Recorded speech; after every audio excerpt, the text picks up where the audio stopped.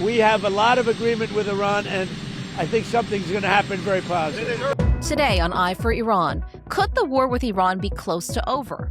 And the Strait of Hormuz, a U.S. blockade on the blockade. Is anyone really winning?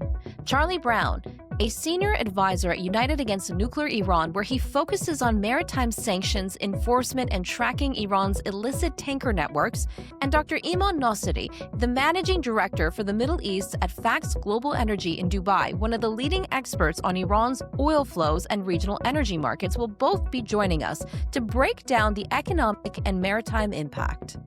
I think it's clear that the goal would be, the first case is pressure to come negotiate, but the other case would be pressure to collapse the regime system and make space for a new system. In normal conditions, 3 to 4 weeks, but in Iranian situation and sanctions evasion, it could take up to 3 months for a cargo to land in the destination market. And Washington and Tehran have agreed in principle to meet again with no date and time set, and the nuclear file is top of mind. Dr. David Albright, one of the world's leading nuclear weapons experts, joins us for more on what that could mean. Say the probability the regime would want to build the bomb has gone up, but the probability that they can succeed has gone down. And finally, a stunning regional development. Lebanon and Israel have held their first direct diplomatic talks in more than 3 decades. A potentially historic moment that could reshape the future of Hezbollah and Iran's regional influence. Hossein Abdel Hossein, a fellow at the FDD, will join us to unpack if this means Tehran is beginning to lose its grip on Lebanon and how ordinary Lebanese are viewing Iran's role in their country. The first time that the United States recognizes that the government of Lebanon is sovereign enough and adult enough to sit in face-to-face talks bilaterally without Saudis or Iranians or Syrians or anybody else in the room. I'm Negar Moshehedi, and this is Eye for Iran. The Strait of Hormuz remains at the center of an escalating maritime and economic showdown. Joining us now are Charlie Brown, senior advisor at United Against Nuclear Iran. He's focused on maritime sanctions, enforcement, and Iran's dark fleet. He joins us from Singapore. And Dr. Iman Nasseri, managing director, Middle East at Fax Global Energy in Dubai. Great to have you both with us. Thank you guys for being here. Thank you. Thank you. I'll just start with a broad question. So when I open up, international media coverage online, the Hormuz story is really all over the place. And I'm seeing 2 very exaggerated narratives on both sides of the equation. On one side, I hear this is going to economically cripple the regime. This is a success right off the bat. And another, I'm hearing that Iran can still keep earning through the dark fleet, AIS spoofing, shadow banking, and sanctions evasion. And of course, we know now there's a contraband list out, which is significant. So which one of those narratives is actually closest to reality right now, in your view? Charlie, we'll start with you and then Dr. Nasseri. Sure. Iran for many years, decades now, has been running an enterprise that focuses on circumventing and evading, strong sanctions programs, especially from the United States, and even under the strongest sanctions packages, the maximum pressure campaign. So everyone knows they can operate under pressure, and they're very creative in building a system that can deal with the pressures of being under a sanction regime and still being able to bring in vast amounts of money from their resource of oil that they sell to China. And most importantly, getting the funding from China in various forms that they desperately need. So it's no surprise that there's a narrative that they can survive this, but that is obviously balanced with the reality, the hard truths of being under the real military operation pressure of the campaign underway now that has effected great destruction to their military capabilities. But things take time to assess. Battle damage takes time. The effects of a blockade will definitely take time. So it's too early to call one that the campaign of epic fury has not have any results. It is definitely too early to say that a blockade is not having results. That will take time. But you can count on them doing their best to A, put out their narrative that they can withstand this, and B, to make it appear that they can withstand this. So, as usual, time will tell. But it's hard to believe that all of this is not having a significant, serious effect. Time will tell. Dr. Nasseri, what are your thoughts? And speaking of time, how long could something like this go on for if there are no, if it doesn't lead to serious negotiations or an end of this regime? Yeah, I agree with everything Charlie mentioned. It's a matter of time. The efficacy of both sanctions that have been on Iran for many years is a time basically is a process that requires time to result in terms of impact on economy, and it has had severe impacts on Iran's economy. What has been basically put in place since 2018, but this blockade specifically, and what's happening now at the Strait of Hormuz is something that requires time in that the loadings of any vessels, which has stopped for about a week now, would basically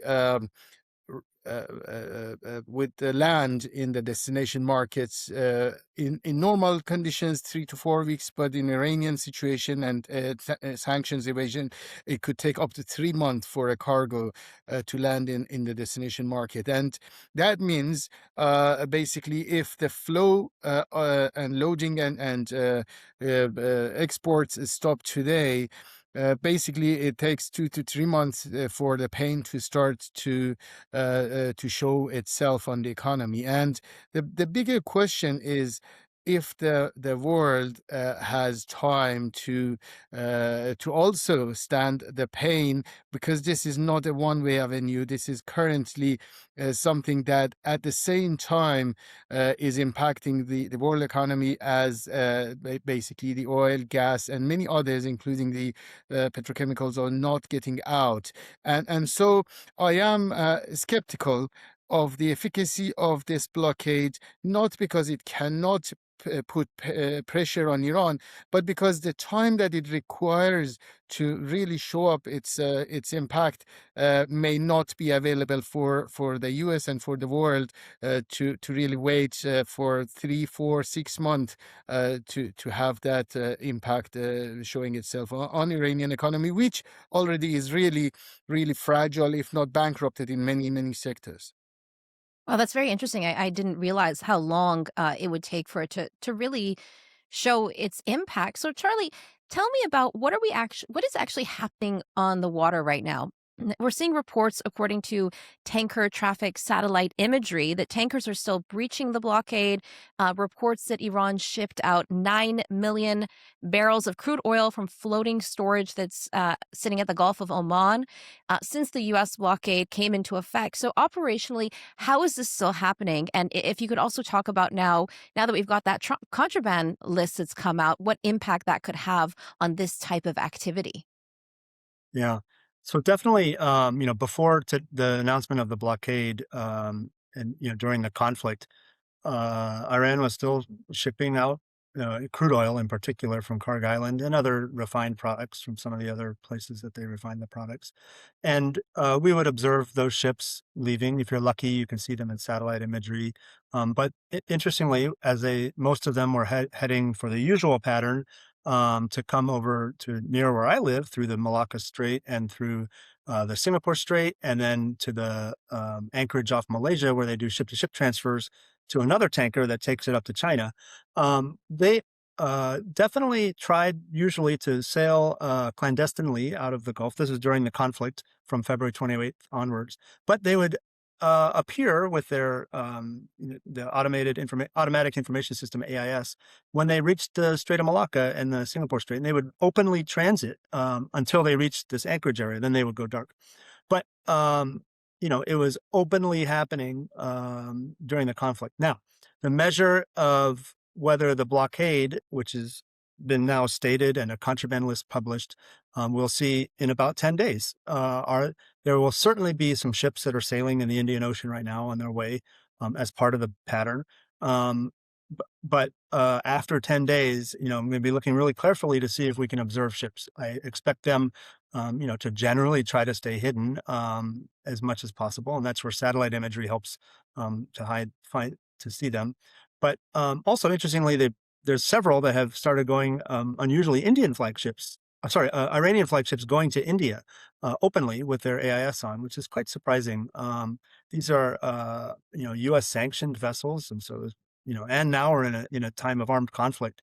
But even in Asia, there are still other non-oil carrying cargo ships still openly with AIS on pulling into ports in Malaysia, in Thailand, definitely in China.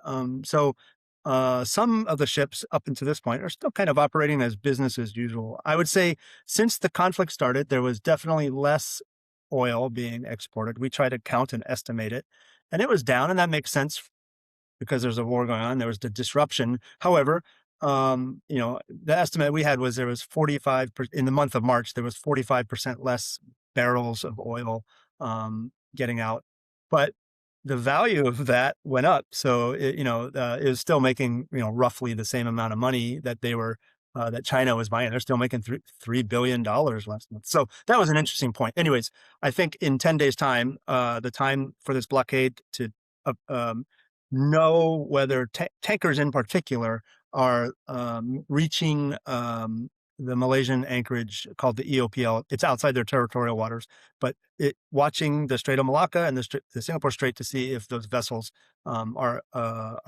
be transiting in about 10 days. That will be very critical. So when it comes to this 10-day period, could we see things change? Could we see the calculus change? What do you guys think? Go ahead, Iman. Well, I want to add something related to what Charlie mentioned, which is basically, remember there was this general license issued by the OFAC and the State Department about an assessment of 140 million barrels of Iranian oil stranded at sea. That shows the significance of this 2 to 3 month basically transition from the loading to arrival. And certainly not all of those were placed in the market using that general license, which was announced earlier today or yesterday that is not going to be renewed because it's in big contradiction with the blockade. So you either want the Iranian oil in the market or not. But that oil is still not clear. There are still oil at sea. So remember, the blockade today doesn't mean that Iran is not selling oil today. Iran has oil at sea, which is selling today. And the payment of those that are sold over the last 40 days, including the loadings during the war before the blockade, and oil that was sold before even the war began, is yet to come. And that is the key, which I'm talking about 3 to 4 months we need until the impact of this blockade to start to reach, because Iran is still receiving money. Iran is still selling oil, which is out there at sea today before without loading anything.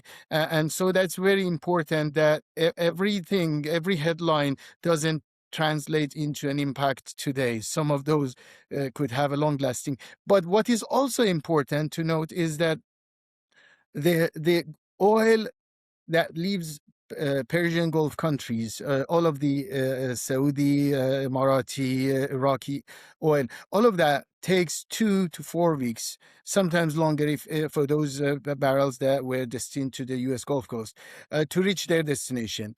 Until now, in pretty much most of March, the Middle Eastern oil were arriving at their destination. So the loadings in March and April that have stopped were supposed to arrive in April and May. So again, the pain in the market, the absence of Iranian oil did not start in March.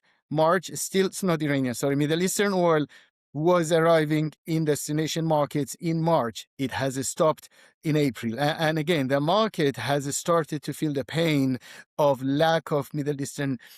So there is a lot of timing elements here, which is really, really important. And that's what the players in the market, the traders know. And that's why you see that the price of oil in the prompt market today for a physical spot cargo is way, way higher than what you see on the screen, which is basically the oil traded in next 30 to 60 days. And that's what I want to really emphasize emphasize here that the blockade doesn't have much to do with the pressure on Iran during the 2 week ceasefire unless we see the ceasefire to be extended for another month or two.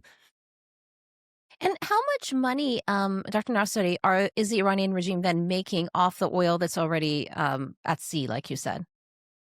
Yes, as Charlie rightly mentioned, the loading in March dropped by 40% roughly because of two reasons. First, the loading in February jumped to exceptionally high since the beginning of sanctions because Iran also loaded some precautionary cargoes from Kharg in anticipation of that. That's partly the base was higher, the February, and also products.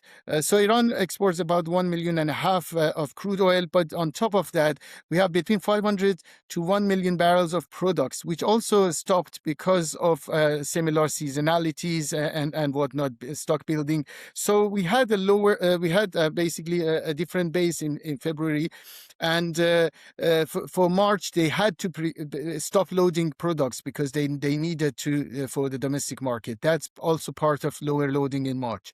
If you assume, let's say 2 million barrels per day, that depends on the oil price, and that's another measure that Iran would saw a higher price for its exports, and that is another game that they played. They said, you know what, the pressure on the economy is not only through this, but also it favors us by bringing more revenue. And in total, about $80 billion was our assessment of total energy exports last year in 2025. So in the absence of any disruption, about $80 billion was the receivable.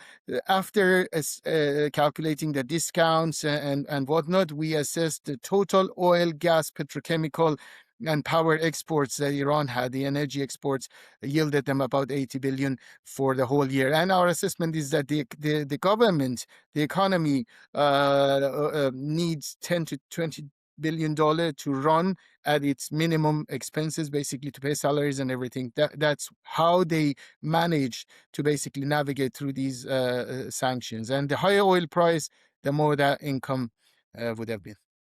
Yeah, ironically. And Charlie, you touched on Iran's shadow fleet network. Many of those officials that are linked to that network were killed during the 40-day war. How much do they still rely on this system? Definitely. They can't export oil without the shadow fleet supporting. Roughly there's their Iranian flag ships that load and bring cargo out of the Persian Gulf, but also the dark fleet ships that bring it out of the Gulf. And then there's the other half of the fleet, which receives the oil from ship transfer near Malaysia and brings it to China. And they have to have that in order to deliver the oil to China under this model. So the efforts to crack down on the dark fleet must continue. They're not only a threat because of sanctions, but they're a threat to everybody because they're substandard ships. And we've been trying to raise awareness for that because they are not following all the many rules and regulations of the International Maritime Organization for environmental safety and for crew welfare and so many other safe navigation. They're basically cheating all those rules, and they put the coastal states and the environment because they're the odds are there will be another accident. There are busy sea lanes here, and so the pressure on the dark fleet has to continue.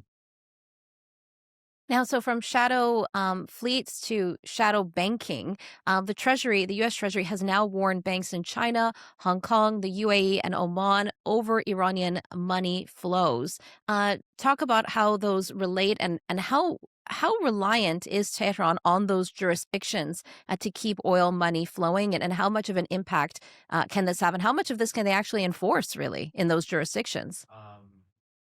If I may make a comment first on this, as it also relates to the shadow fleet, both shadow fleet and shadow banking. These are all measures that were more relevant and are relevant for a period before war, and if we assume war ends. War is now on hold. The conflict is still there, and we don't know if it's coming back or if it's going to end after a peace deal. If the ceasefire yields and succeed in bringing a peace deal, I suppose, and many others in the industry, I was just talking to one of the major trading companies this afternoon, and they were assuming the same thing, that if the ceasefire was supposed to yield a peace deal, that includes lifting of sanctions. And if we assume lifting of sanctions, all of these shadow fleet and shadow banking will be irrelevant, because then Iran can export on normal fleet, and payments will proceed. And even the use of the one question that they asked me is that, do you think Iranian barrels will come back to the UAE ports of Fujairah, Amri, and others? And the answer is no, they don't need to. They were all coming here to hide the identity and to do the shadow fleet and ship-to-ship transfers. So if we assume that there is a deal, then we shouldn't at the moment really worry too much about the shadow fleet and shadow banking. If we do believe that it will fail to bring a deal, then the answer is, are we going to stay in a war situation and the disruption of the Strait of Hormuz will continue?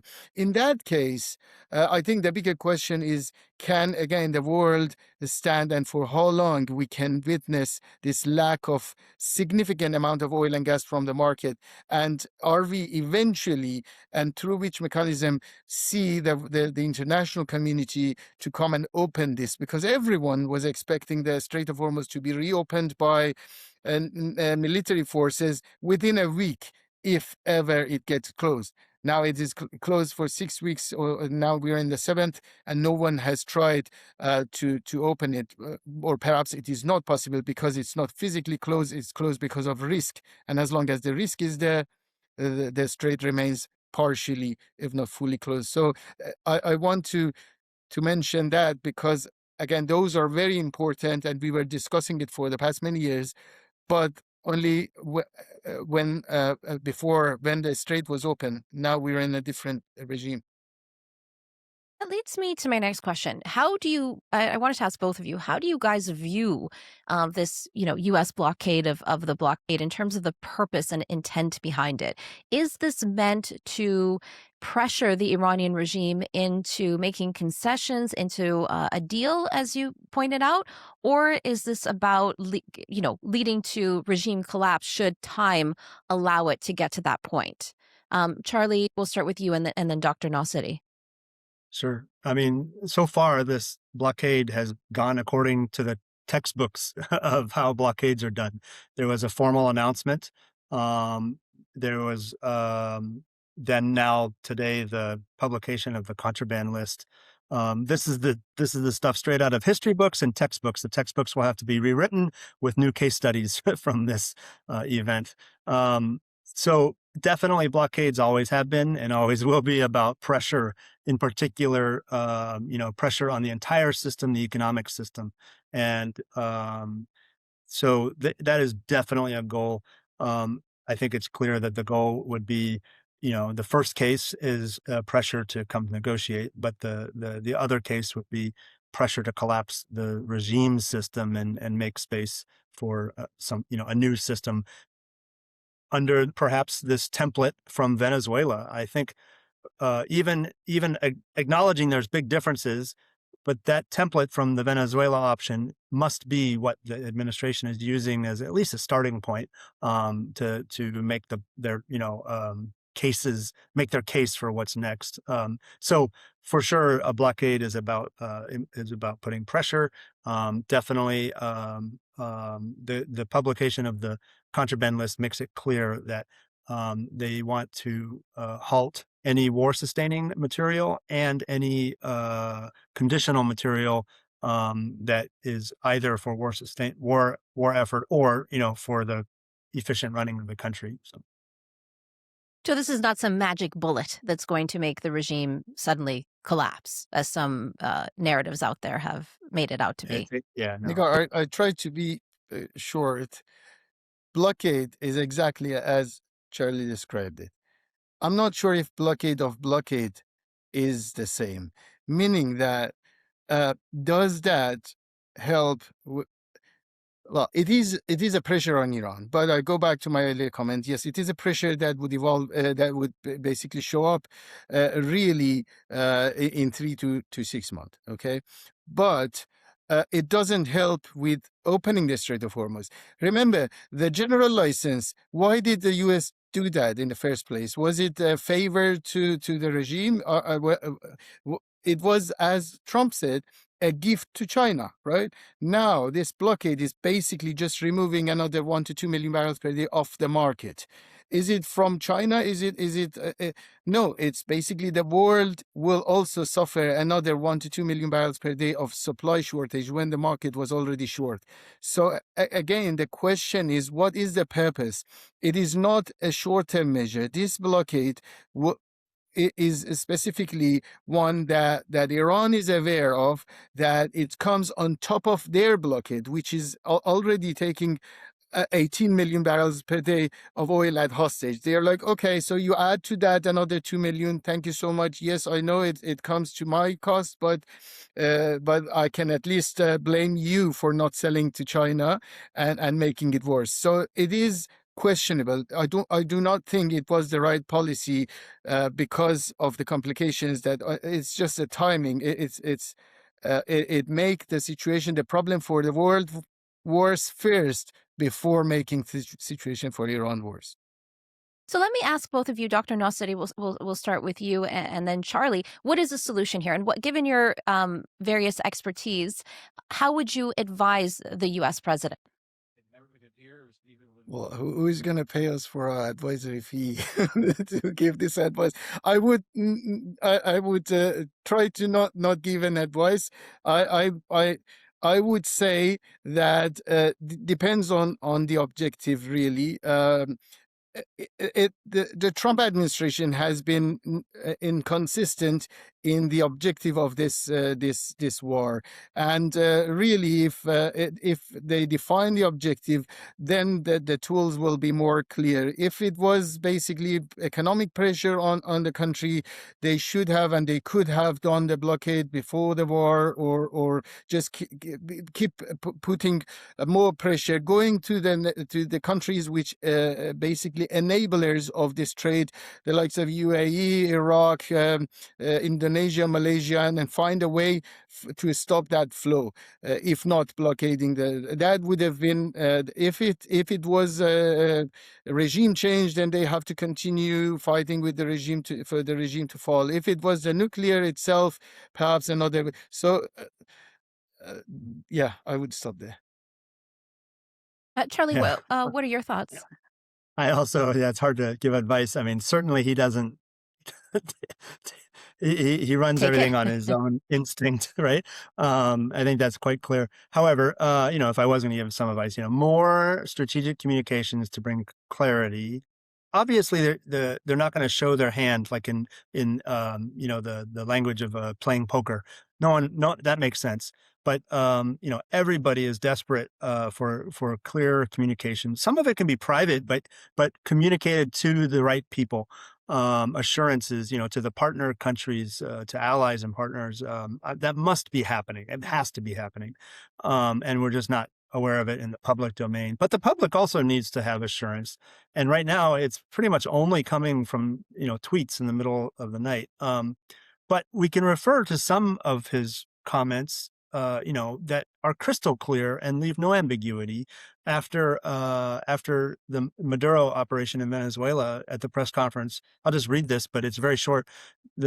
President Trump said, "The future will be determined by the ability to protect commerce and territory and resources that are core to national security. These are core to our national security. But these are the iron laws that have always determined global power, and we're going to keep it that way." I mean, that's very clear. And I think I look at everything that is coming out through that lens, and I don't think no matter what we say or anyone, that lens is what Trump and his team are operating through.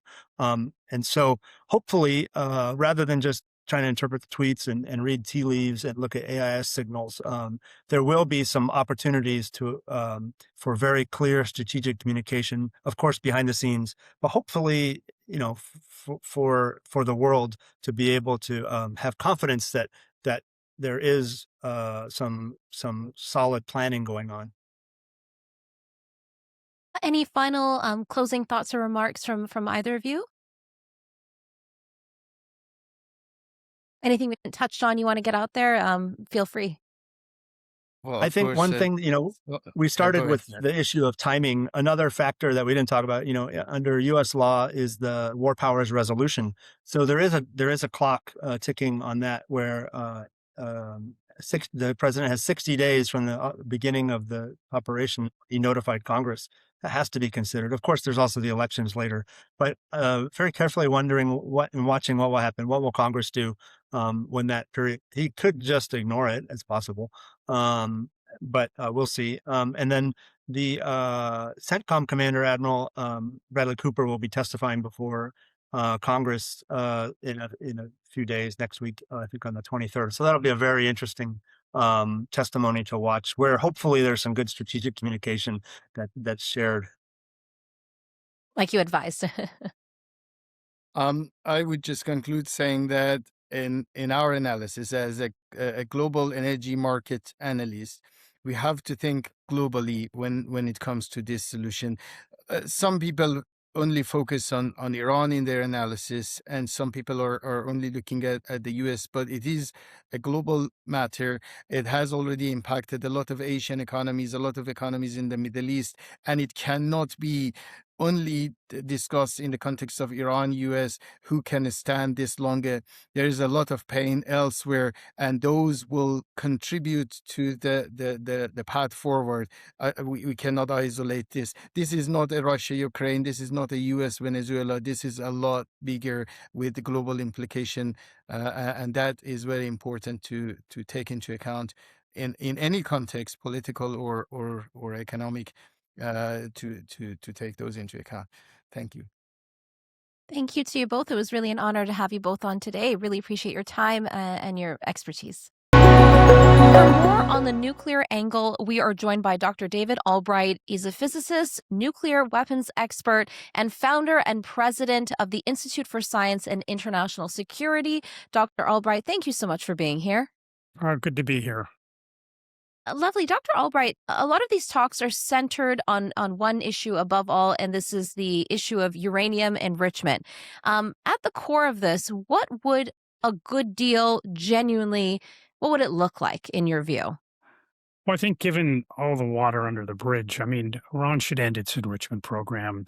It isn't going on. They're not enriching now. They have zero need for a civilian enrichment program. We did a deep dive into what could they use it for, and it turns out they've got enough stockpiled. They don't need to make any more. And it was a very small need anyway, and most of this 20% enriched uranium they made was just converted into 60%, which is hardly a civilian use. So I think they should just end enrichment, and permanently would be my view. If Trump administration argues 20 years, I could live with that. It'd be very hard for Iran to keep everybody on the payroll. When it was the JCPOA, the nuclear deal, they only had to keep people on the payroll 10 years, not even 10 years before they can start working again. And so Iran made the calculation, let's keep everybody on the payroll. 20 years, I don't think they would. So I think that's critical. Getting the stocks out is very important too, because it's like money in the bank. It's like, and it's a lot of money in the bank. And so you need to remove the enriched uranium, and it's a total of 10 tons. It's not just the highly enriched uranium. It's only 440 kilograms. You have a lot of other low enriched uranium that needs to be removed or blended down. I mean, you could turn it into natural uranium. And so that's necessary, but it also needs to be verified. And the Iran can claim, well, it's 50 kilograms, which would be enough for a nuclear weapon. It's just too deeply buried in the Fordow rubble. We can't go back in there. It's just too dangerous, when in fact it'd be sitting in a warehouse someplace. So you do have to have some fairly capable verification procedures, and with greater authority than what the International Atomic Energy Agency has. They're not going to launch an excavation mission to dig back into the Fordow Mountain. You don't think so? Is it not that significant? It takes a lot of equipment to do that, and it's not the kind of work the IAEA does. So they would have to contract with member states to do it, and I think Iran is going to resist it, and so you do need authorities that go beyond, I believe, they go beyond the International Atomic Energy Agency. And if you're going to do that, then just have those people in charge, and it could be Director General Grossi. I mean, he could be having another inspection force reporting to him that's charged with just dealing with verifying Iran's end of enrichment and recovery of stocks. And it'd be temporary, but it would have a separate budget, which would have to come from the United States principally. Maybe the Europeans would finally chip in and help to do this inspection effort, and that you can rely on the resources of the member states, because they can dig out or do kind of an excavation of Fordow to see what's inside using remote methods. I mean, you don't want to go back in there, but you may want to use equipment, robots, whatever. I mean, it could just be light tubes or equipment, camera equipment that can go deep underground through a shaft of some kind that you create. So it's certainly something member states can do, but that kind of activity would probably be necessary in order to know that all of the highly enriched uranium has been recovered. Now, you could get lucky. Iran has it; it's all intact, all 440 kilograms, and you go there and you count it up. No, yeah, it's 440 kilograms, but the way Iran's talked is some of it's going to be in rubble, some is under the Fordow Mountain, so it's going to be more complicated. But it's all doable. It's not as if these kinds of things haven't been done in the past. And could the Iranians, is it not possible for them at this point in time, because so much time has gone by, for them to have scattered the more than 400 kilograms of unaccounted for uranium around the country to make it difficult? Well, that's why you need good verification, and that's why the inspectors need special authorities, because one thing Iran's become very good at is delaying inspections, making it more difficult than it should be, never answering questions, answering a question with another one of their own, and so yeah, you need to cut out all this kind of non-cooperation that Iran has with the International Atomic Energy Agency safeguards division. And that's why I think a special inspection force makes more sense. It's just charged in a narrow sense of, okay, let's make sure we've got all the enriched uranium. Now, you do need, and this depends on what can be negotiated, it'd be nice to know, has Iran ended its nuclear weapons program? And this is the part that makes the nuclear weapon itself.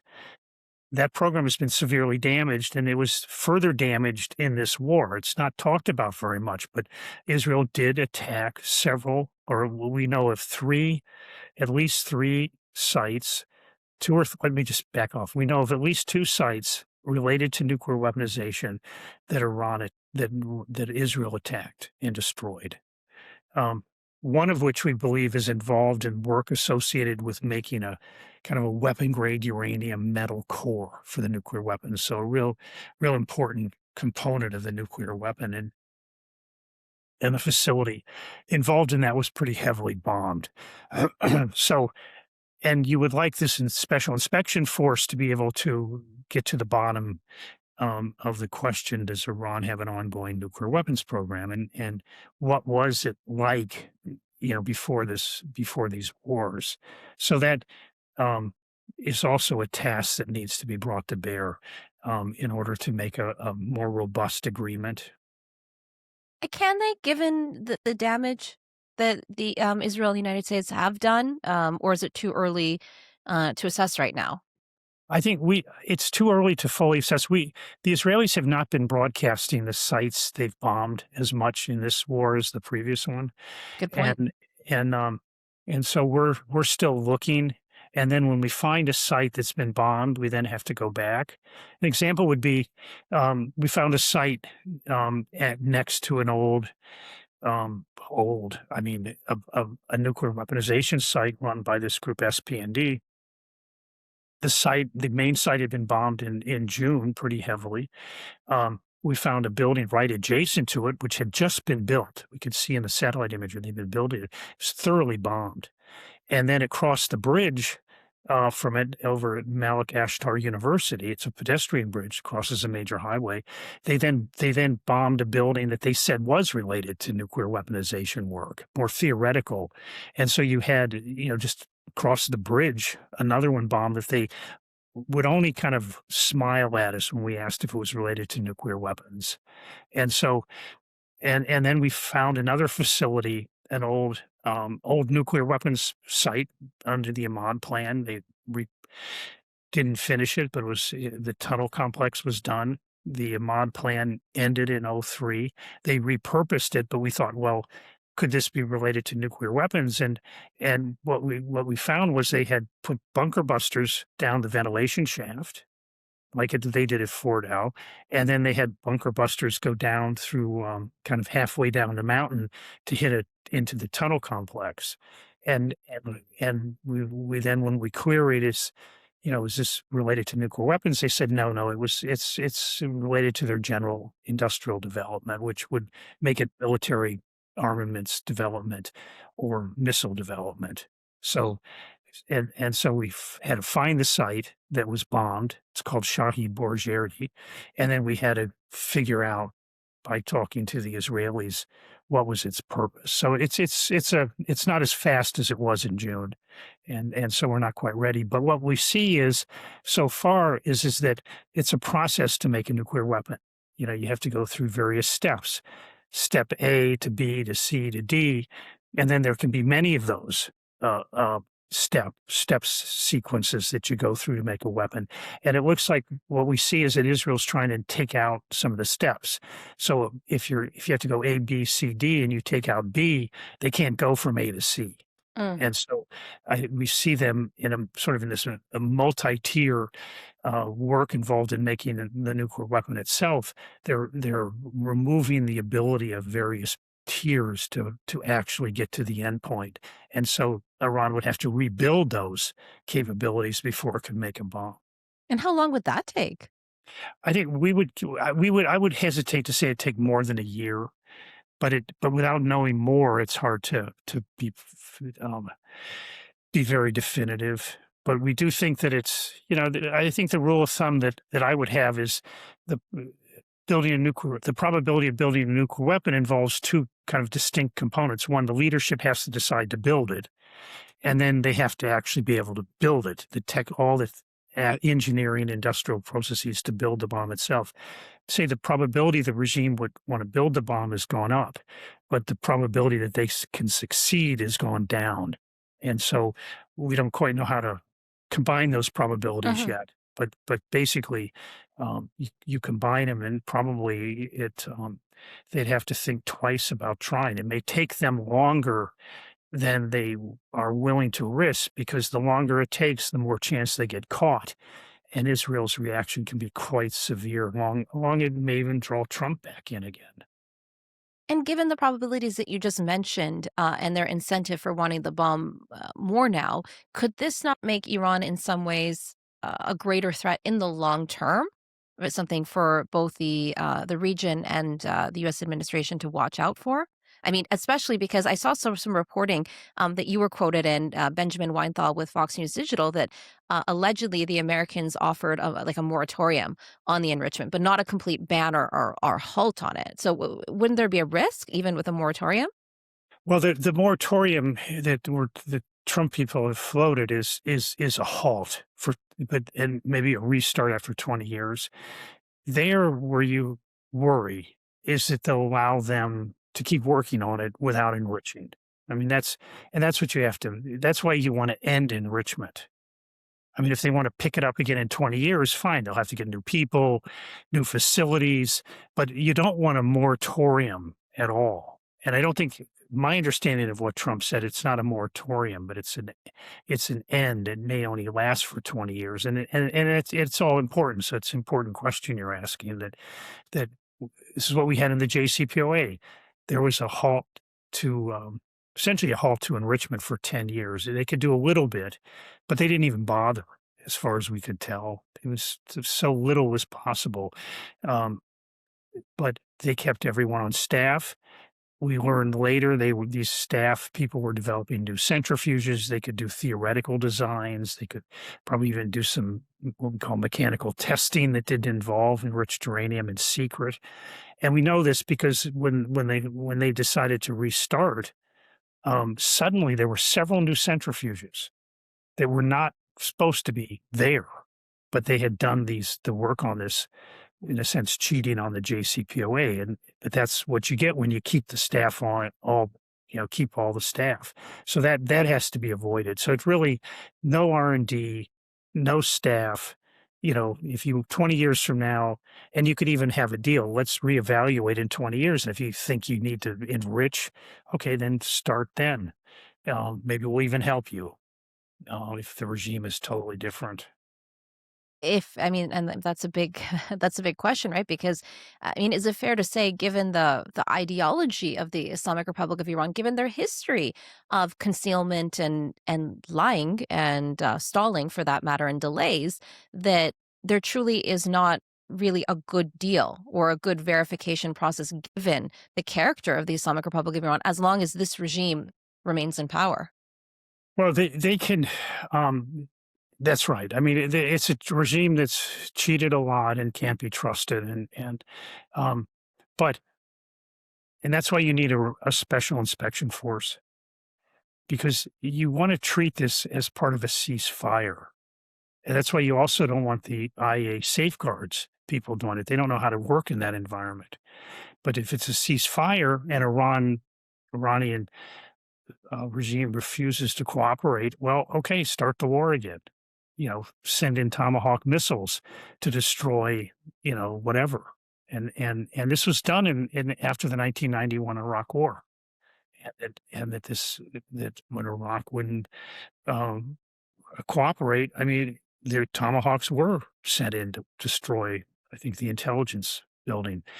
When Iraq wouldn't cooperate on, like, we know you had a nuclear weapons program, we know you were doing it here, they'd say, oh, no, we didn't do it. Well, the inspectors blew up the entire facility, huge facility, just blew it up. So, and they had the authority to do that. And if Iraq wanted to stop them, then they'd have to deal with violating a ceasefire. So it happened. And so I think that's the kind of mindset to go into the inspection effort with, not that a resumption of IA inspections based on safeguards. And that can be done. Iran is at a very weak point, and the Iranian regime is at a very weak point. And I think Trump was very smart to create this blockade to further stress the ability of the Iranian government to function, to pay their employees. We're not there yet. But I think it's, and to put Iran on the regime people on the defensive, that no, you come to these negotiations, you're not serious, you don't have any authority to really negotiate, you just state your kind of jokish position. And so, okay, we leave. We listened to you for 21 hours. We really wanted to hear what you had to say. And okay, bye. And talk to us when you're serious. And we'll see. But will Trump stick to this? And that's always the catch. Will Trump stick to this? In 91, the powers, the United States, Britain, France, Russia, and China stuck to their position and demanded that Iraq, Saddam Hussein, give up weapons of mass destruction and accept intrusive verification. And it's a big gift to Iran, actually. The Iranian regime certainly was happy to have a deep enemy take its weapons of mass destruction program, its nuclear weapons program, taken off the table. Yes, that's a good point that you made. What position are other world powers in right now? Are they aligned with the United States? Or are we seeing a shift where we're seeing more of these now, Arab countries getting closer to the U.S. and Israel, and where does that leave Europe? Well, I think there are really bad feelings in Europe about President Trump in the United States. Are we a reliable ally? And you see it where they're not willing to engage in this war at all, and that's just a reality. But if there was a settlement that required Iran to give up its nuclear weapons or its enrichment and have intrusive inspections, I think they would be fully on board. And this would happen as part of ending the war, so I think they would welcome it. And you talked about how weak the Iranian regime is in. Russia and China have no idea. They're not like they were in 1991. And I think this may be a coalition of the willing more than a UN Security Council action, but you never know. I mean, I don't think in the end Iranian nuclear weapons are in the interest of China and Russia. Yeah, I definitely agree with that. It's definitely a partnership that they're really using each other, if you Yeah. will. It's kind of not a traditional partnership in that sense, more strategic. And you mentioned how weak the Iranian regime is in right now. When the Americans walked away in Islamabad from the first round of negotiations, where did that leave the Iranian regime? Did it leave it further weakened? I think they have to understand that they're going to have to make major concessions. I mean, I don't want to repeat President Trump. I mean, but they've lost this war. I mean, they have, they have had their industrial base seriously destroyed. Their ability to make steel, their ability to make petroleum products, and then all their missile and conventional military capabilities, to the extent those latter exist, have been seriously damaged. I mean, they don't have a serious navy, but it was destroyed, except these little boats weren't. But that's like pinpricks. Ultimately, it can be dangerous pinpricks if they start going after oil tankers or other types of shipping, but let them go after the U.S. Navy, and we'll see how quickly they disappear from the water. So I think Iran is not going to want, the regime's not going to want to accept this, but they're going to. And I think that this blockade is a nice way to ramp up the costs and put more pressure on them. And the United States has announced it's also going to start sanctioning those who hold Iranian money or who do business with Iran, and let this instead of just blowing up places, let the money dry up in Iran. And it's not a pleasant strategy, but it can play out over a couple weeks. And then if the regime still wants to hold out, we'll have to reevaluate at that point. But I would say this is not about regime change. I mean, obviously, from you're Iranian, and many Iranians want to get rid of this regime, but I don't believe Israel and the United States have it in their power to get rid of this regime. I mean, one of the fundamental problems is in 1991, Saddam knew that the Allied troops, led by the United States, could simply march to Baghdad. There's nothing to stop them. The army had been totally defeated. If the troops, that happens now, there's a lot of land between the coast and Tehran, rugged land. It's not just a flat desert. And Iran does have the IRGC military force that's highly motivated and loyal.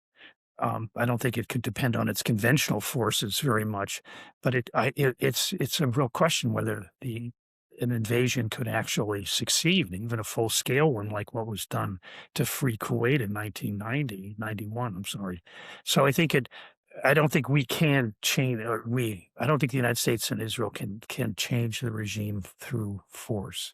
Is that why the targets change? Because, sorry to interrupt you, I get asked a lot. We did see in March, starting in mid-March, a lot of the Basij military checkpoints, IRGC commanders, Basij forces being eliminated. And then we saw a shift at the end of March in terms of the targets. Was that some sort of realization that A test, probably a Okay. test. Israel did this in June too. It started going Yeah. after police forces, and they decided in the post-war analysis that it was Iran could replace the people killed. It's very hierarchical. It's a military command. They could replace the people killed, and the people of Iran aren't going to risk their lives based on that Well, they destruction. did, unfortunately, I sadly. I mean, mean, no, yeah, exactly. Again, given what yeah, they well, will be met with. Yeah. I'm sorry, but they didn't in June when Israel did this. And so Israel did attack the forces of repression in June, and there wasn't much response from the population to use that opportunity. Well, And well, there is still strikes happening, right? I think I'm maybe sorry? I think Israel also learned, and the U.S. as well, some of the potential mistakes that were made in June because there were still strikes happening, airstrikes. So there was a lot of confusion and mixed messaging, right? There was President Trump saying, evacuate Tehran. It's not safe to be there. And so people were going off to their summer homes and cottages up north Yeah. to avoid, being Well, killed this is the potentially. Trump factor. You never, I mean, this is the complicating factor. Israel is was very determined to try it out, and it's done it again in this war. I don't, it's just too, and I mean, if what you said, if there's bombing going on, you don't know where the nuclear weapon sites are. And same with many of the other kinds of command structures or in the Iranian regime. And so,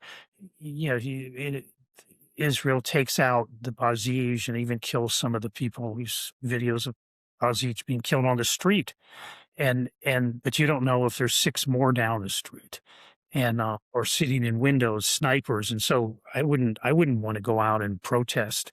And during a war, any protest is seen as treason, and you're shot on the spot. So it's not and I think Israel was trying to do some things, but I agree with you. It's really, there's mixed messages that kind of invalidate the effectiveness of it. I think what I would hope is that if Iranian regime is further weakened to the point where it does have to accept conditions involved in a ceasefire that are getting rid of things, and it won't just be nuclear, then there's an opportunity at that point for the Iranian people to start protesting again and trying to get a better government. But it'll be tough. I mean, I'm not an expert on the Iranian regime by any means, but it's very brutal. Anybody in America can see just the sheer brutality of these people, and and people are expected to go out on the street without guns, um, and you don't have a conventional military. I mean, I was thinking, if this, so many places have had coups d'états, and a regime becomes unacceptable. It's clearly a losing regime in the long run, and if it hangs on to power, it's just will make life miserable for everybody. Sometimes conventional militaries will have a coup d'état, but that doesn't really exist in Iran. That the conventional side has really been led Iran-Iraq war has really been let go in a way. So you only have this IRGC force of these zealots, Yeah. more I learn. And that's why they were brought in, right? And the division between, that regular conventional military, and we're, unfortunately not going to see what we saw in Egypt with the Arab Spring and with that brutality, like you said. I mean, January 8th and 9th has gone down as the world's worst massacre in modern history, not just for Iran, but for the world. It's absolutely horrific. So, Dr. Albright, what has the war, in your view, achieved? And again, we should note, I mean, this is a ceasefire. The war isn't necessarily over. I think their nuclear program has really been set back. I mean, it was hurt. Like the centrifuge program was essentially destroyed in the June war, but they had these remnants, and the remnants it's better identified. They're buried. Let's say the bulk of from 60%, the HEU is buried in Esfahan. It's the mountain tunnel entrances are more clearly buried. So if Trump has said that if they go to open those tunnel complexes, they'll be bombed, and they could be hit with tomahawks. So the U.S. doesn't have to send in, or Israel doesn't have to send in planes. And tomahawks are a very destructive weapon. And so if they open up the Isfahan mountain, they can be attacked while they're doing it. And so I think the idea is, and I would prefer they would entomb it. That you can bomb Isfahan mountain, a mountain near Natanz that we think stores enriched uranium. We don't know for sure, but it's sealed up. It's right by Pickaxe Mountain. You could do damage to Pickaxe Mountain, and so the idea would be, to the extent that you can, you try to entomb the enriched uranium, so that it's harder and harder to get to. And just like we've never seen any motion to try to recover anything from the Fordow Mountain. There were some initial investigations, and they sealed up the entrance, and over months we didn't see any activity around the site, at the tunnel entrances into the site, or even where the bunker busters had gone through. They sealed everything. So I think that's, if we don't get a deal, that's one outcome that would accomplish more than what June war did. Right after the bomb war ended, they start digging out in Isfahan Mountain. So I think that's one. The other is that their weaponization program is further damaged. And so, okay, they get the 60%, they make weapon grade uranium, and then they can't make the bomb itself. They've taken a huge risk, and they can't get to the end point.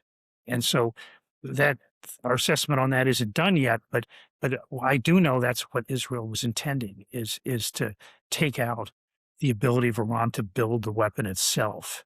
And it takes time to rebuild that capability. You can't eliminate the rebuilding, but you can make it time consuming. So I think on the nuclear side, real concrete progress has been made to make it harder for Iran to build a nuclear weapon. On the missile side, I mean, it is like mowing the grass. I mean, they and what Israel decided to do this time, and with the U.S., is much more thoroughly destroy the ability of Iran to make these missiles.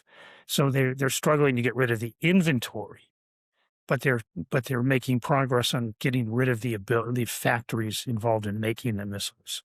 So that's an accomplishment. They did damage to the industrial section of Iran that the regime is going to have a hard time finding whatever amount, hundreds of millions, $1 billion to give Hezbollah next year. That they're going to have to they can either treat Tehran and Iran like the Soviet Union treated Germany, East Germany at the end of the war, just leave it in ruins. But can they? They're going to have to rebuild, and that's going to be very expensive and very time consuming. And if they continue this regime, there'll still be sanctions. There'll still be actions against that regime. So I think the ball's been moved forward in terms of making sure Iran can't build nuclear weapons, that its missile forces are not such a threat to neighbors, and the proxy forces are further weakened. Now, the one area that is very difficult is the drones. That the ability to destroy drone production hasn't been as thorough as we don't know for sure, but the production was targeted, but we're not totally sure. And replacing drone production capabilities is easier than replacing missile production capabilities or the nuclear weaponization production capabilities. And so the drone issue is going to haunt us for a long time, and I think that'll have to be dealt with later. And some of it will be defenses, some of it will be maybe finding ways to further destroy the drone program. Yeah, and with drones, of course, the danger is you don't need a launching pad. But two concluding questions. When you say set, are you able to kind of give us an estimate to quantify that? And when you I'm sorry, when I say what? Setback.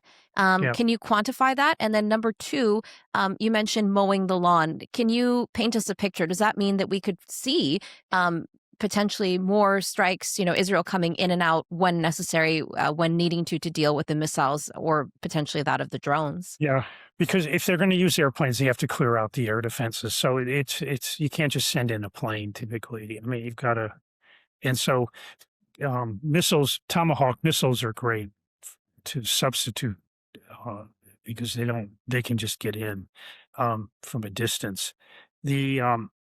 I think one area where this mowing the lawn could come into play sooner rather than later is the B-2s and other attack aircraft sealed up tunnel entrances to missile cities and complexes.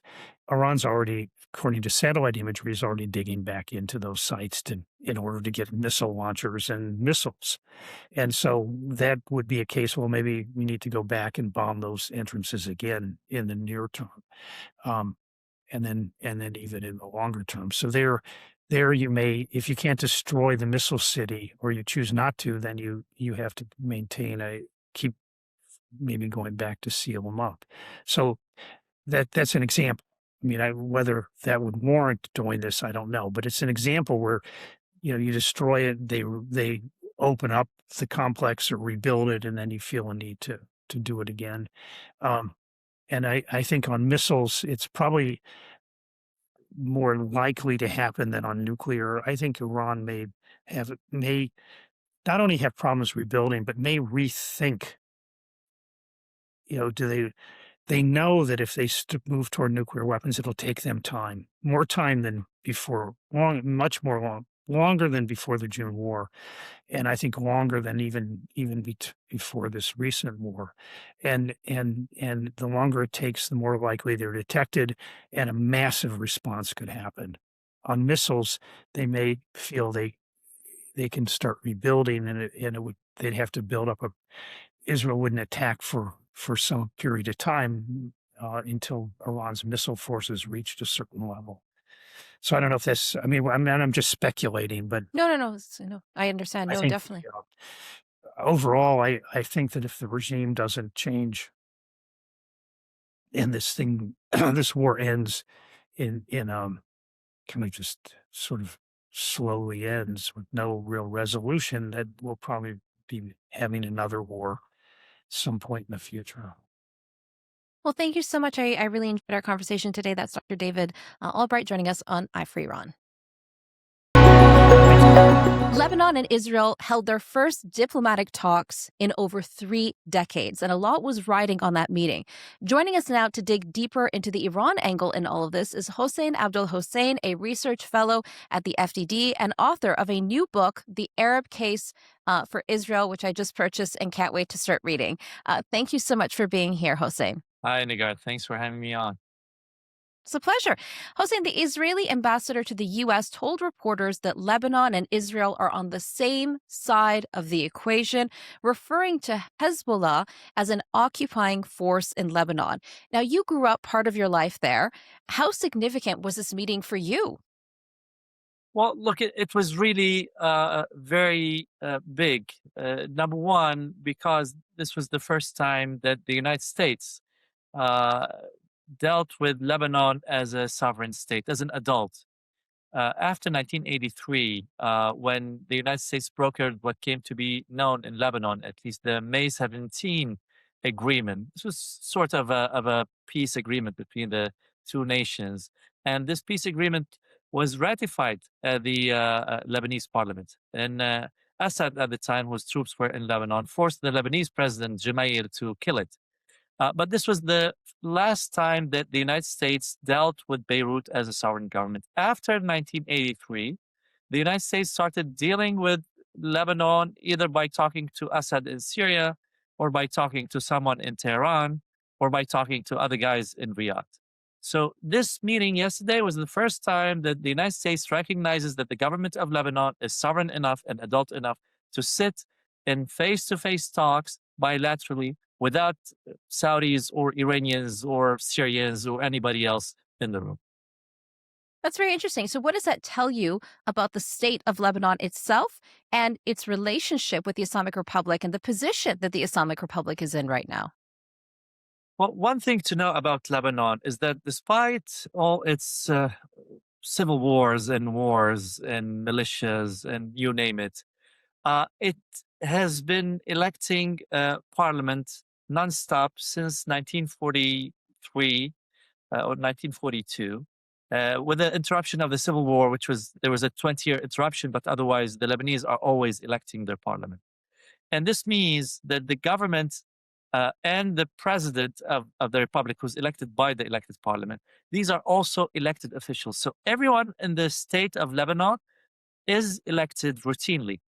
And this gives the state enormous legitimacy in terms of representing the will of the Lebanese people.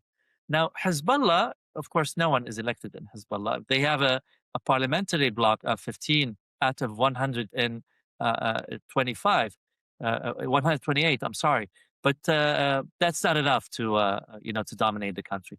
So whenever you have Hezbollah saying anything, as opposed to the president of Lebanon or the prime minister or the cabinet, you can tell that the legitimacy of the state is much bigger.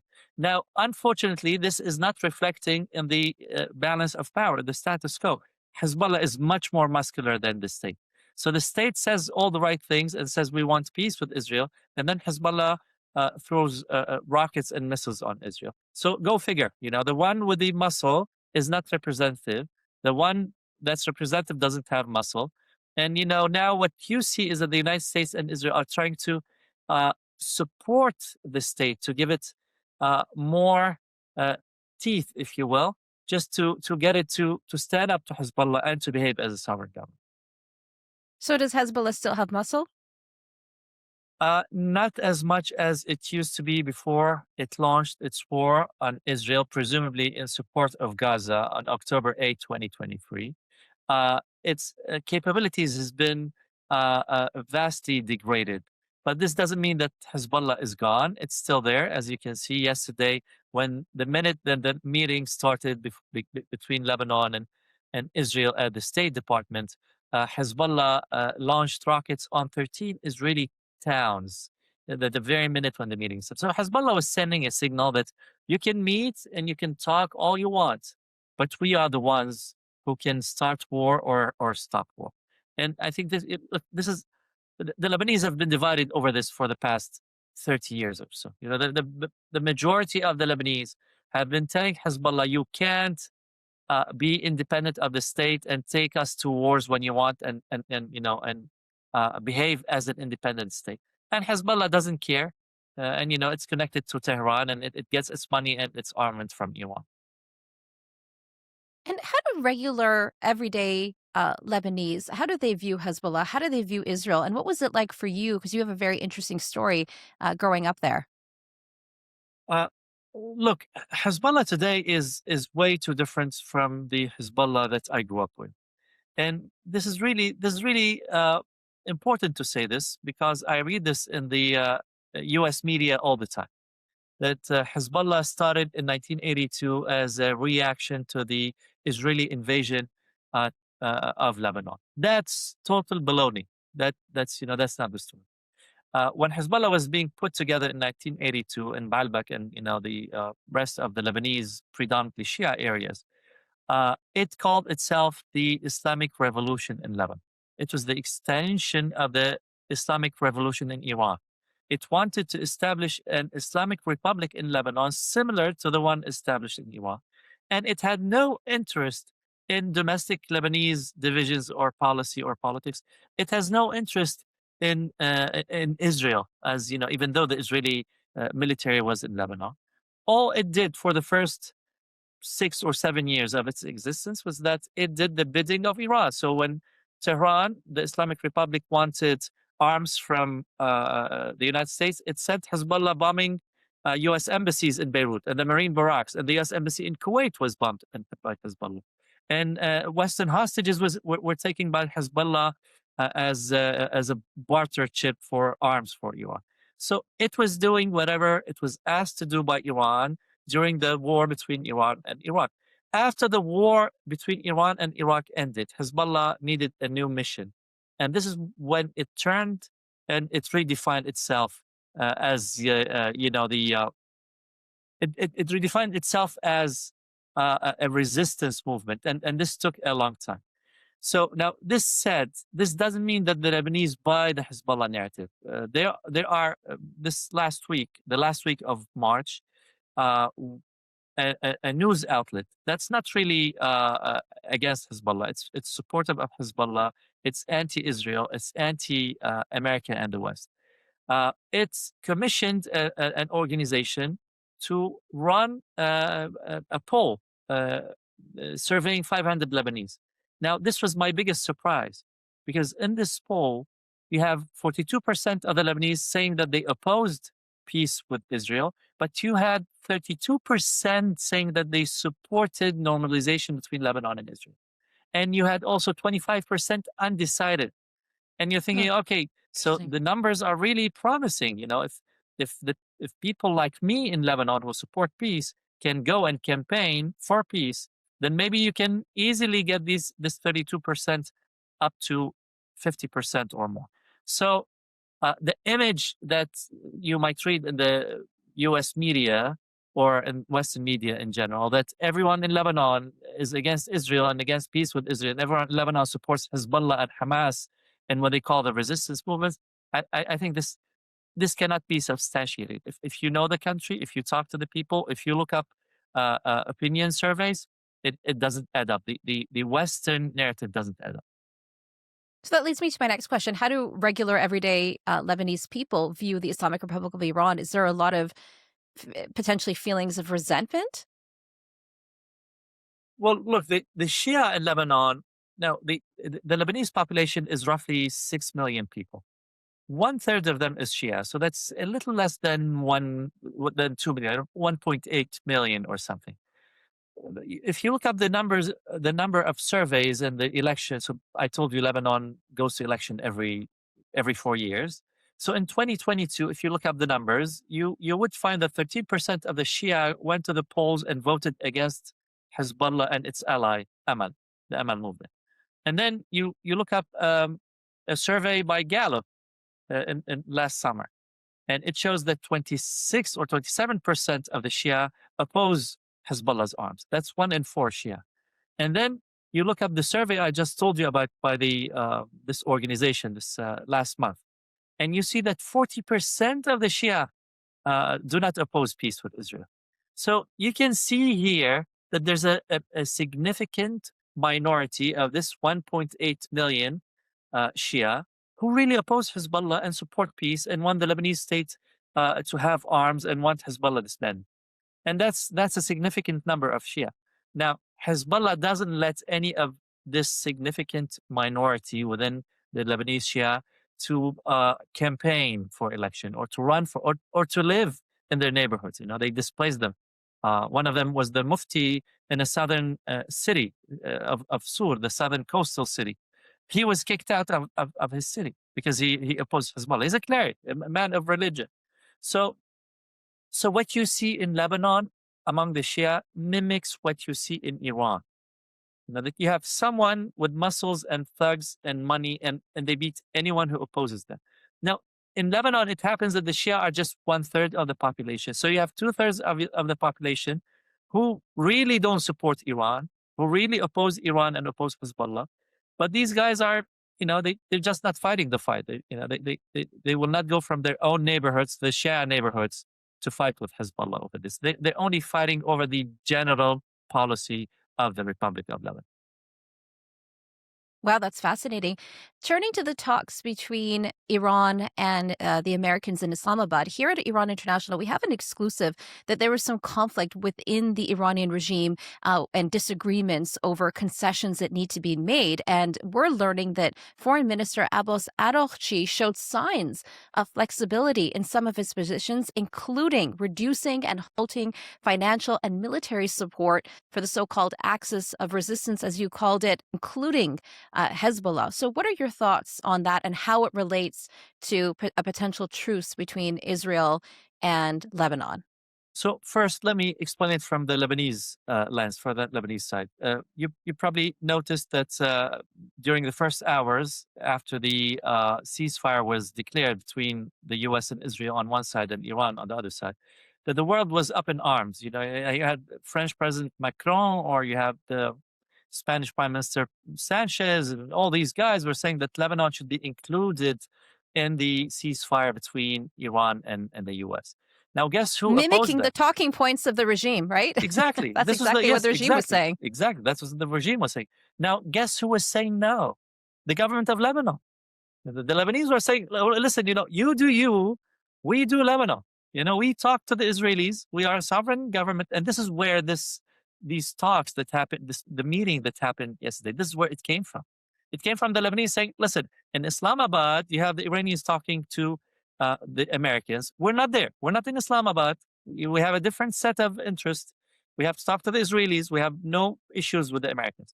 So inside of Lebanon, you had Hezbollah pushing to have Lebanon as part of the Iranian ceasefire.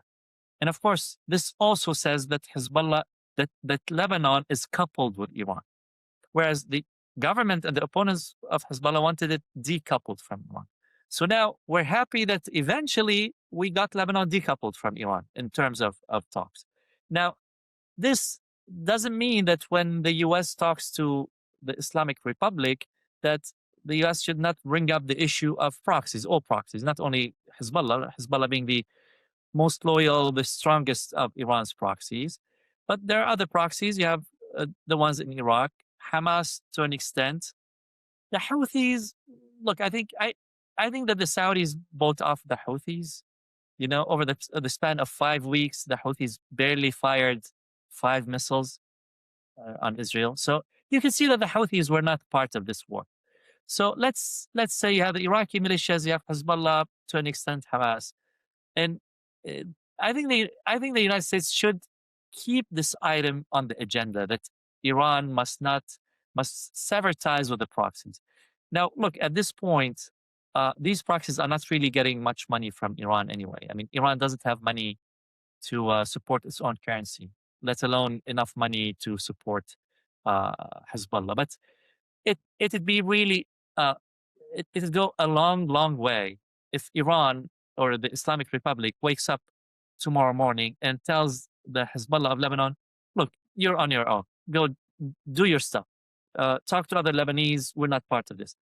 Until this minute, there are RGC officers in Lebanon supervising the war between Hezbollah and Israel. And if America can, and under the terms of whatever deal President Trump can extract from the Islamic Republic, if America can make sure that Iran gets off the back of Lebanon and Iraq, and whatever intervention it wants or it used to have, then I think that'll go a long way in putting peace between Lebanon and Israel on the very fast run, not on the fast run. Are you hopeful? Look, I am hopeful. I think the Islamic Republic, the regime was badly bruised and beaten, and it's not the regime is not being nice by conceding. The regime is conceding because there's either conceding or going back to just throwing missiles with no end in sight, and throwing missiles on Gulf countries and Israel. So I think the regime is not in a good position. And I don't believe all the hype in the U.S. media and Western media that Iran is winning and it closed Hormuz, and none of this is true. I think it's badly bruised. It wants an off ramp, even if this off ramp, because if you watch Iranian media, even the Arabic ones, the Arabic channels of the Islamic Republic, you get the impression that Hormuz is still under their control. That it's that the RGC is running it. I mean, you're thinking, guys, ships are going back and forth, and the U.S. Navy is blocking you. So they can keep on having their false narrative to their own people. That's for them to sort out. But you can see that they're weakened, and I think at this point, this is probably the best point for the United States to get the best deal out of these guys. Of course, short of having the Iranians revolting again and bringing down these evil Islamic regime guys. And when it comes to a truce between Lebanon and Israel, and we've seen ceasefires before, and then 15 months later, here we are again. What would it take to really wean out the influence of the Islamic Republic in Iran and of Hezbollah? Is it a matter of follow the money? Look, what helps in Lebanon is that there are these 4 countries that they call the the collar countries in Arabic, the countries that surround Israel, Lebanon, Syria, Jordan, and Egypt. These are the countries that in 1949, 1948 tried to kill Israel, nip it in its bud. In 1967, Lebanon was not part of it, but the other guys attacked Israel. 1973. So all these four countries have had issues with Israel, territorial disputes, even Israel taking land from them and building settlements, including in the Sinai of Egypt, which Israel gave back after the Camp David Agreement in 1979. The only one of these four countries that has no issues of territory or dispute or settlements on its territory is Lebanon. There's nothing, none. It's the border has been defined since forever. Before Hezbollah took everyone to war, October 8, 2023, Lebanon and Israel had 13 disputed border points. And by border points, we mean points, like literally points. They're not like, a huge distance. And they had taken care of the maritime border between them under Biden. So only this strip of 13 points wherein you can say, okay, you go back like half a mile, I'll go back a quarter of a mile. And you sort this out, and that's it. There's nothing, no outstanding issues between Lebanon and Israel. Now, this doesn't apply to the Syrians. There's the whole disputed Golan Heights. This didn't apply to the Egyptians at the time. They had the Sinai, the Jordanians, West, you name it. Lebanon is something else. So the Lebanese are saying, guys, we have to snap out of it. We have to get out of this. There's no reason why we're not Dubai. We have the same elements in terms of human resources and tradition of, tradition of commerce, of banking, of great universities, all these kind of things. Lebanon can easily be the top knowledge economy in the region. There's no reason why it's not, other than you have, all these martyrdom legends of Hezbollah and the Islamic Republic and the fight without end. And look, over the past couple of weeks, I have seen many in the Western academic circles and the Western media. They're trying to depict Lebanon as if it's Gaza or something Palestinian. It's not. It's it's a different story, and I think they haven't been successful because it is a different story. So even though they try, but they understand this is a different thing. So if we keep on pushing the Lebanese to get to peace with the Israelis, I think after the Abraham Accords countries that we have, the UAE, Bahrain, and Morocco, Lebanon would be probably the biggest candidate to be next. Wow. So it sounds like really, from what you're saying, all of the problems in Lebanon right now really stem back to the Islamic Republic of Iran and their influence, and that a real lasting peace between Lebanon and Israel will fix the problem. Look, absolutely. It's all Iran, the Islamic Republic of Iran. Now, but let me just say, we have to be, as people in this line of work, we have to look forward. And if Iran or if the Iranian influence and dominance in Lebanon collapses, Turkey is next. Turkey will try to do in Lebanon what it did in Syria. After Iran collapsed in Syria, Turkey took over. And the Turks are trying to replicate what happened in Syria. They're trying to replicate it in Lebanon. Now, Lebanon is a bit harder because Syria is 2/3 Sunni Islam, like Turkey. Lebanon is only 1/3, 30%. So it's a stretch, but it doesn't mean that these guys will not try to dominate it, with the Qatar or the Qatari money. But if you take out these two crazy imperial Islamic, Iran and Turkey, nothing left for Lebanon to fight over with Israel. I sincerely hope so for the people of Lebanon and the whole region. Just to conclude, why don't you tell us a little bit about your new book and how people can get a hold of it? Well, it is on Amazon, The Arab Case for Israel. It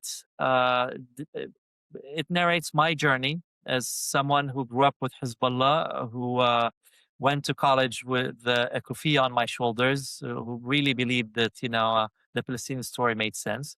And eventually I grew up and I realized that, This was all controlled narrative. A big amount of misinformation went into it. And how I came to terms with Israel. And now I'm giving advice to these Arabs. I'm saying, if you think that the existence of the state of Israel did you injustice back some 50, 70 years ago, moving on and forgetting about injustice instead of trying to correct this injustice, moving on is much better and serves your interests much, much more, and the interests of your children and their future, than trying to go back in time and fix the injustice and undo Israel. I think that this is the way forward. I mean, this is the thesis of the book. And of course, I doubled down on Abraham Accords. I doubled down on unconditional and immediate peace between every one of the Arab countries and the state of Israel. Well, thank you so much for sharing that with us and for your time and your expertise. That's Hossein Abdel Hussein joining us today on Eye for Iran. Thank you. Well, if you like this episode, you can hit the like button. Please leave us a comment, join the discussion, and let us know what you think. You can always check out our dedicated English website at iranintl.com/EN, and you can also sign up for our weekly briefing newsletter at iranintl.com/newsletter.